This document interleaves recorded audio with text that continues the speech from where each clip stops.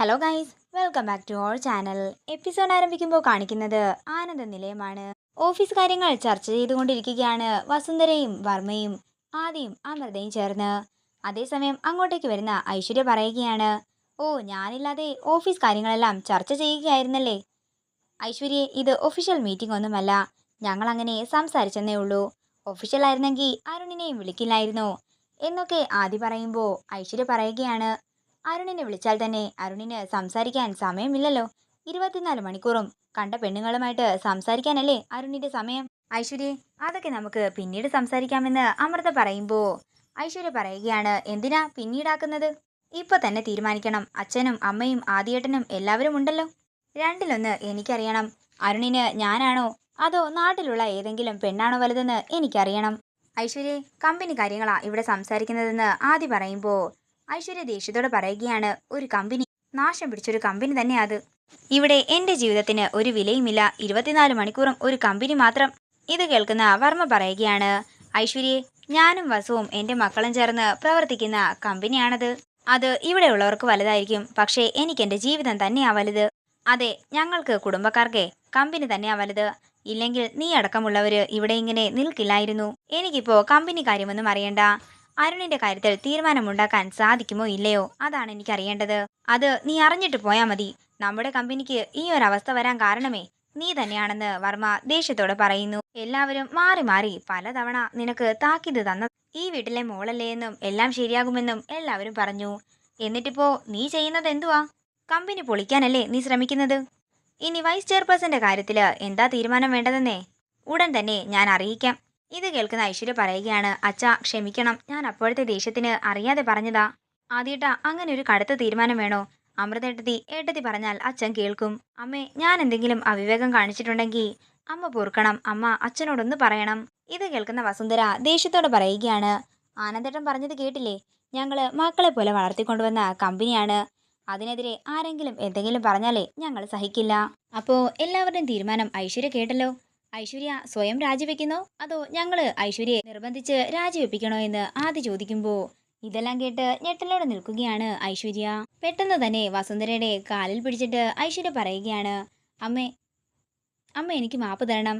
നിങ്ങള് എന്നെ vice chairperson സ്ഥാനത്ത് നിന്ന് രാജിവെക്കാൻ പറഞ്ഞാൽ ഞാൻ ഉറപ്പായും എന്നെ തന്നെ കൊല്ലും. അമ്മ എന്നെ കൈവിടിയത്, ഞാൻ ചത്തിരിക്കും എന്നൊക്കെ ഐശ്വര്യ പറയുമ്പോൾ ഇതൊക്കെ കേട്ട് ചിരിച്ചുകൊണ്ട് നിൽക്കുകയാണ് ആദി. തുടർന്ന് വസുന്ധര പറയുകയാണ്, എല്ലാവരും എനിക്ക് വേണ്ടി ഇവളോട് ഒരു വട്ടം കൂടി ക്ഷമിക്കണം. ഇത് കേൾക്കുന്ന ആദി ദേഷ്യത്തോടെ മുറിയിലേക്ക് പോകുമ്പോൾ പിന്നാലെ വർമ്മയും പോകുന്നു.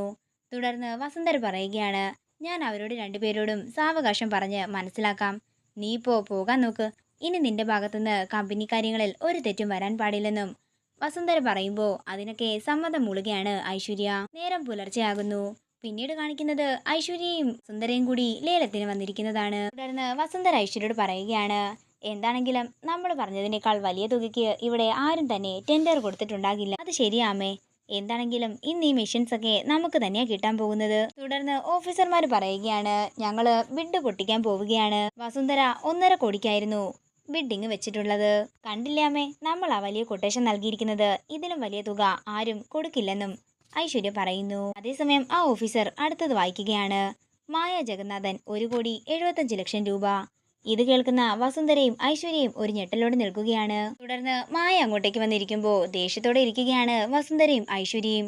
ചതിച്ചു, മായ നമ്മളെ ചതിച്ചു, നമ്മുടെ അവസാനത്തെ പ്രതീക്ഷയും തകർന്നെന്ന് ഐശ്വര്യയോട് വസുന്ധര പറയുന്നു. എന്നാൽ സന്തോഷത്തോടെ ഇരിക്കുന്ന മായയെ നോക്കിക്കൊണ്ട് ഓഫീസർ പറയുകയാണ്, ഇനി ഒരു ബിട്ട് കൂടി തുറക്കാനായിട്ടുണ്ട്. എല്ലാവരും അങ്ങോട്ടേക്ക് നോക്കി ആകാംക്ഷയോടെ ഇരിക്കുമ്പോൾ ഓഫീസർ വായിക്കുകയാണ്, ശ്യാമ അഖിൽ ആനന്ദ നിലയം. ഇത് കേൾക്കുന്ന ഐശ്വര്യയും വസുന്ധരയും മായയും ഒരു ഞെട്ടലോടെ നിൽക്കുമ്പോൾ ശ്യാമ അങ്ങോട്ടേക്ക് വരികയാണ്. അമ്മയുടെ ഒപ്പം അഖിലും ഉണ്ടായിരുന്നു. തുടർന്ന് ഐശ്വര്യ പറയുകയാണ്, അവൾക്ക് കിട്ടിയ സമ്മാനത്തുകയില് ഇനി മിച്ചം 50,000 വല്ലതുമേ കാണൂ.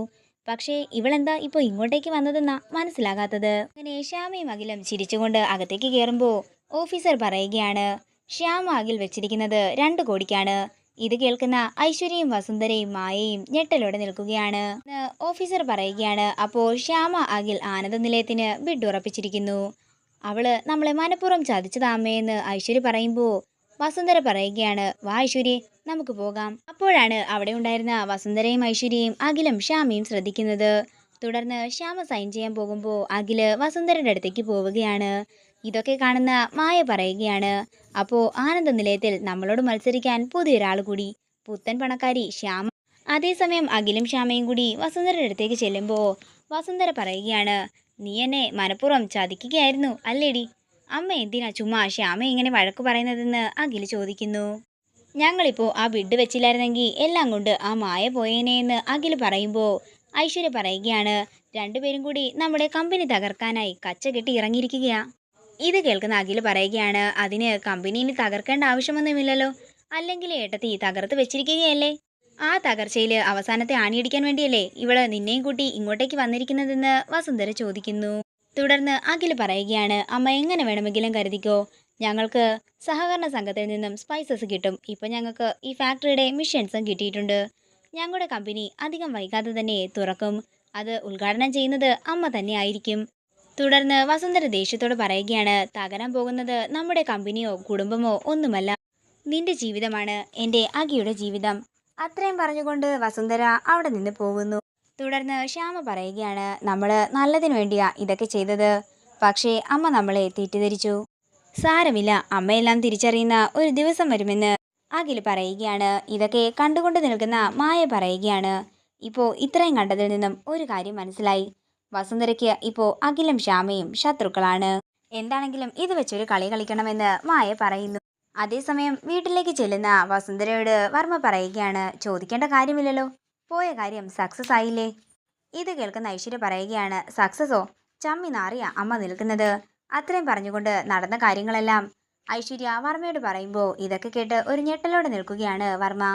ആനന്ദേട്ടൻ ഇനി എന്തൊക്കെ പറഞ്ഞാലും ശരി, അവരോട് രണ്ടുപേരോടും ഞാൻ ക്ഷമിക്കാനേ പോകുന്നില്ലെന്ന് വസുന്ധര പറയുന്നു.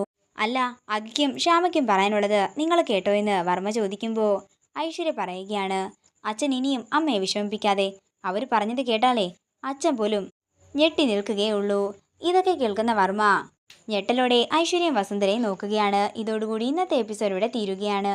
വീഡിയോ ഇഷ്ടമായെങ്കിൽ മറക്കാതെ ലൈക്ക് ചെയ്യുക, ഷെയർ ചെയ്യുക, കമൻറ്റ് ചെയ്യുക. കൂടുതൽ സീരിയൽ അപ്ഡേറ്റ്സിനായി മറക്കാതെ സബ്സ്ക്രൈബ് ചെയ്യുക നൈറ്റ്സ് ക്രിയേഷൻസ്.